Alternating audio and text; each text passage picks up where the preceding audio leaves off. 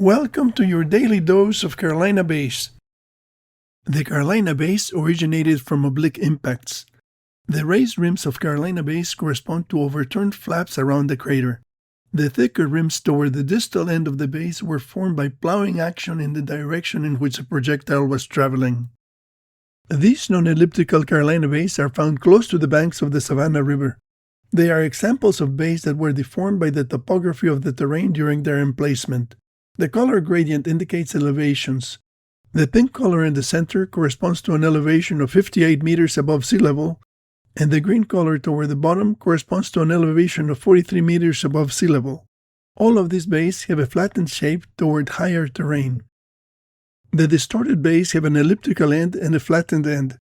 The shape of the bays can be explained by noting that the flattened ends of the ellipses are adjacent to areas of higher elevation and that mudslides could have changed the shapes of the bays.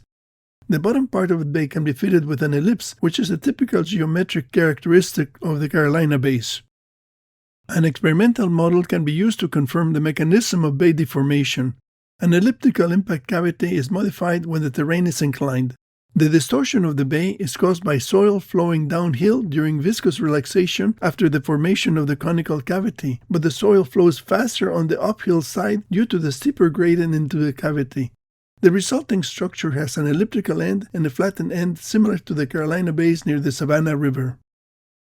The next episode has a surprise.